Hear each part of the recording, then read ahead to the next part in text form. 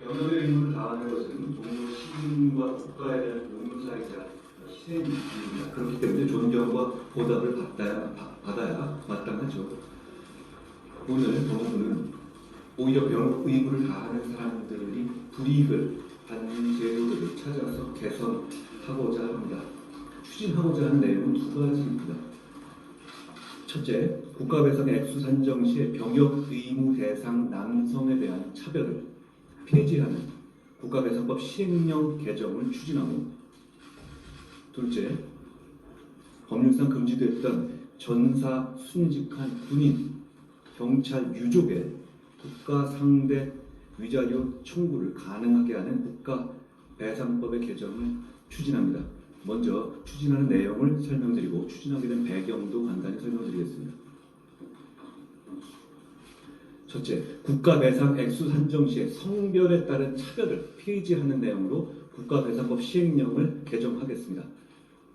현재는 국가의 과오로 남학생과 여학생이 크게 다치거나 사망한 경우에 남학생이 여학생보다 대부분의 경우에 적은 액수의 국가배상을 받게 됩니다.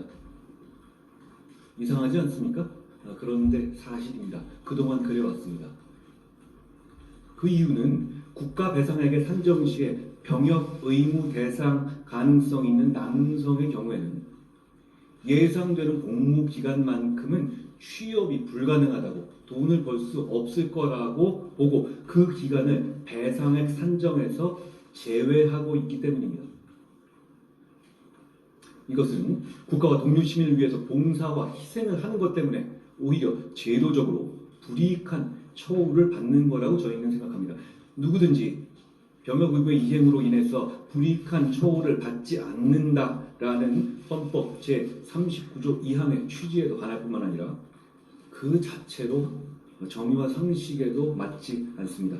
이에 법무부는 군 복무 기간을 취업 가능 기간에 산입한다는 명시적인 내용을 국가배상법 시행령에 규정함으로써 병역 의무 대상 남성에 대한 국가배상액 차별을 폐지하겠습니다.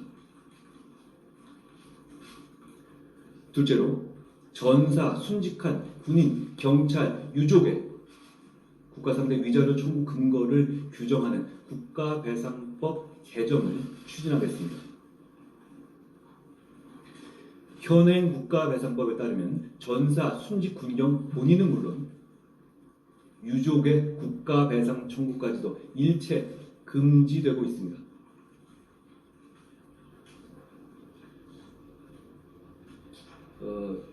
최근에 있었던 여러 가지 사회적 참사로 인한 피해 보상이나 배상과 비교해 볼 때 이게 얼마나 불합리한 것인지는 금방 이해하실 수 있을 것 같습니다. 그러나 저희는 이번 법률 개정으로 유족 고유의 정신적 고통으로 인한 위자료 청구를 법적으로 가능하게 하려는 겁니다.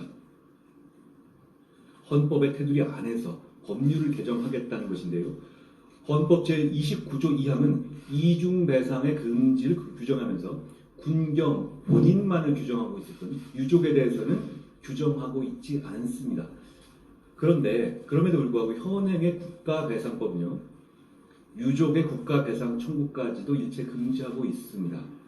저희는 이번 국가배상법 개정 추진을 통해서 유족 고유의 위자료 청구권을 인정한 근거를 마련하겠다는 겁니다. 저희가 개정하려는 유족 고유의 위자료 청구까지 금지한 국가배상법 규정은 과거에 베트남전 파병 시기에 도입된 건데요.